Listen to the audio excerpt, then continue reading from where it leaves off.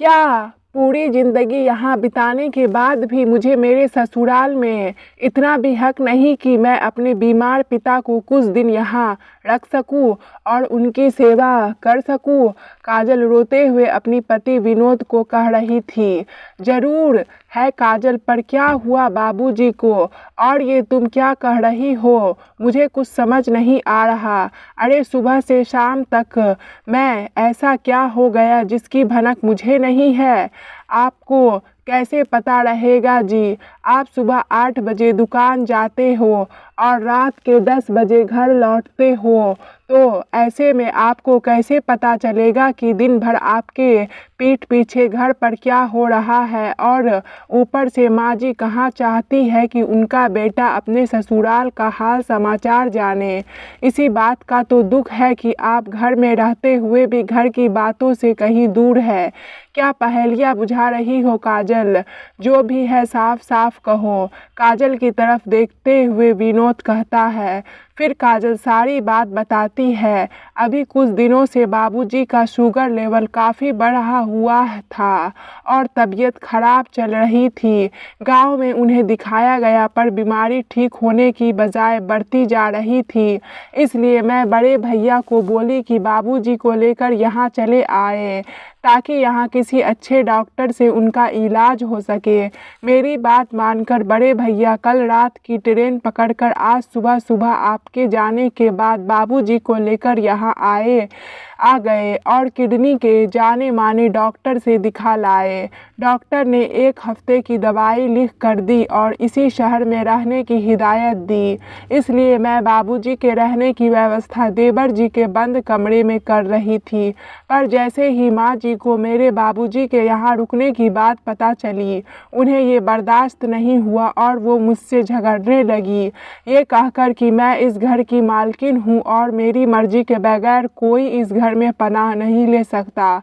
ऊपर से बहू के मायके वाले तो यहाँ कतई नहीं। अगर एक बार बेटी के यहाँ रहने की आदत हो गई तो बार बार आने की लत लग जाएगी उन्हें।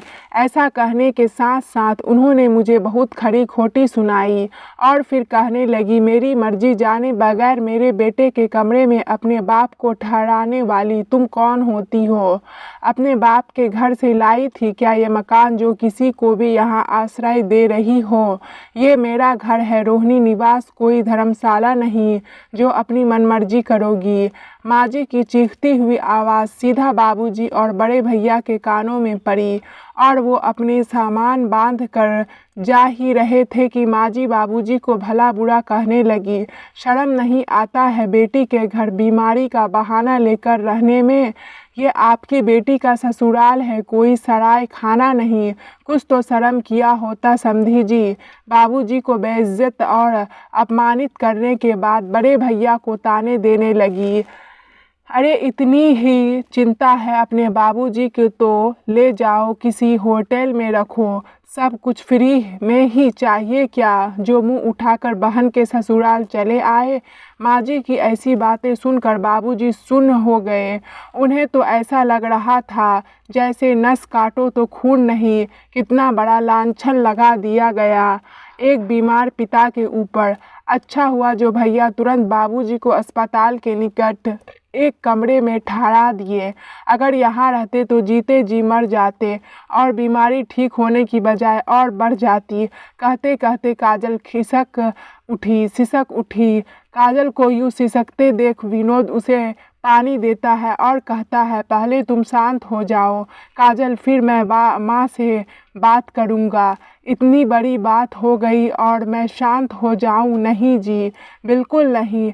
आज तो फैसला होकर रहेगा। अरे मैंने अपनी सारी जवानी आपके माँ बाबूजी की सेवा में बिता दी और बदले में कुछ नहीं मांगा।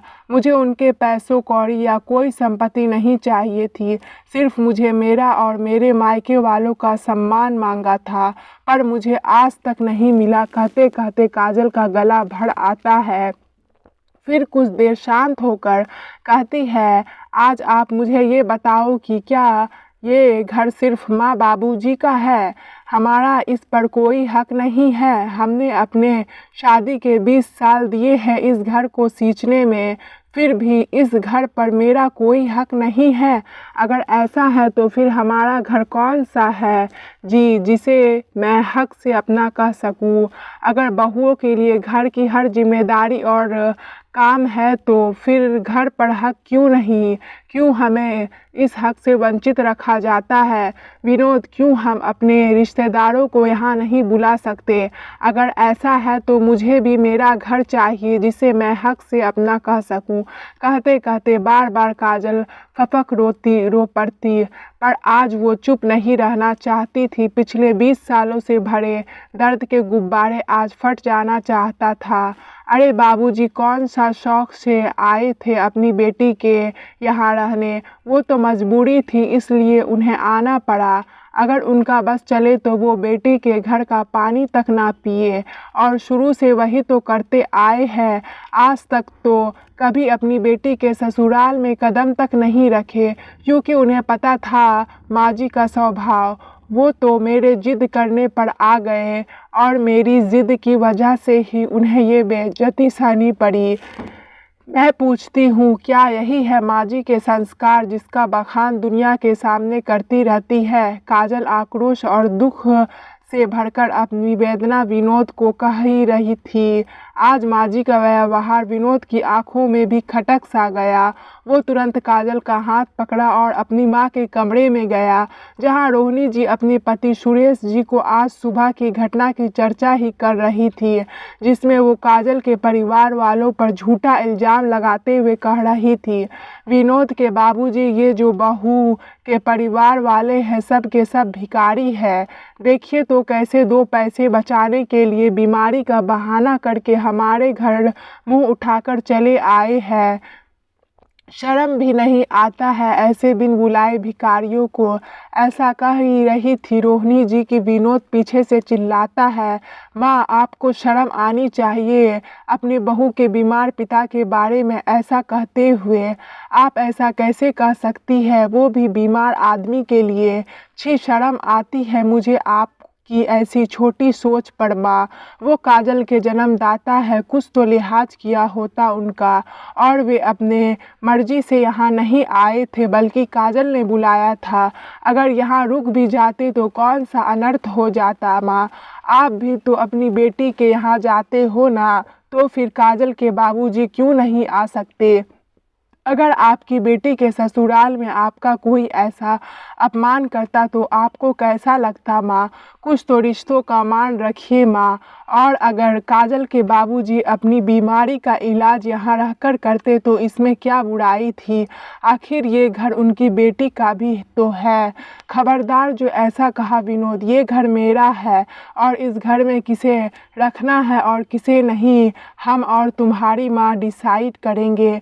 बहू या तुम नहीं, रौब से चिल्लाते हुए सुरेश जी कहते हैं, ठीक है बाबूजी, यदि ये घर आपका है तो अब हम इस घर में एक पल भी नहीं रहेंगे जहाँ इंसानियत की कोई जगह ना हो, जहाँ घमंड और रौब का बोलबाला हो। उस घर में मैं अब और नहीं रह सकता, हम कल ही इस घर को छोड़कर चले जाएंगे। ऐसा कहकर विनोद जाने लगता है। तभी रोहिणी जी उसका हाथ पकड़ लेती है और कहती है, इतनी छोटी सी बात के लिए तू अपने माँ बाप को छोड़कर चला जाएगा? तू चला जाएगा तो हम कैसे रहेंगे बेटा? मुझे माफ़ कर दे बेटा, पर ऐसे घर छोड़कर मत जा। चाहिए तो तू अभी के अभी बहू के बाबूजी को बुला ला, मैं अपने हाथों से उनका कमरा ठीक कर दूंगी, पर घर छोड़कर जाने की बात मत कर। खुद के भविष्य की चिंता और श्रवण कुमार सा बेटा और काजल जैसी आज्ञाकारी बहू के दूर जाने के डर से डर कर रोहिणी जी कहती है, अपने पर आई तो बात समझ में आई माँ जी। यहाँ 24 घंटे आप लोगों की सेवा में हाजिर रहती हूँ, इसलिए हमारी कद्र नहीं है आप लोगों की नज़रों में। 20 साल हो गए माँ जी इस घर में मुझे आए हुए, पर आज भी मैं अपने किसी परिवार को यहाँ नहीं बुलाई और ना ही बुलाना चाहती थी, क्योंकि मुझे पता है कि आप लोगों का नेचर। पर इस बार तो आप हद ही पार कर गई, मेरे बीमार पिता की आंखों में आंसू दे गई। क्या गलती थी उनकी? यही ना कि वो बेटी के बाप है और बेटी के कहने पर यहाँ चले आए।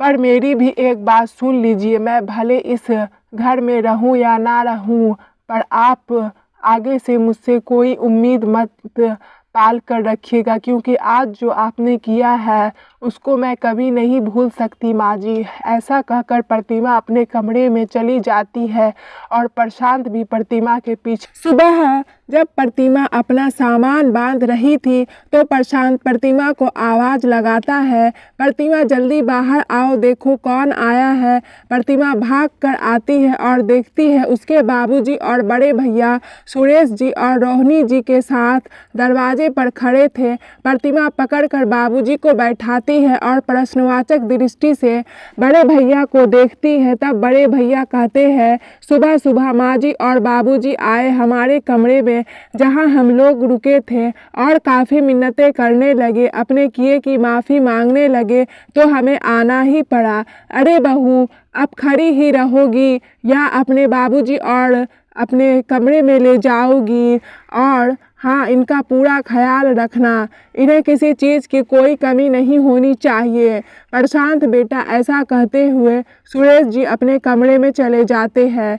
फिर रोहिणी जी कहती है, संदीप जी, जब तक आप ठीक नहीं हो जाते तब तक बेझिझक आराम से यहाँ रहिए, आखिर ये आपकी बेटी का ही घर है। दोस्तों, कहानी अगर अच्छी लगी तो वीडियो को लाइक और चैनल को ज़रूर सब्सक्राइब करना। मिलते हैं अगली वीडियो में, तब तक के लिए जय हिंद, जय भारत।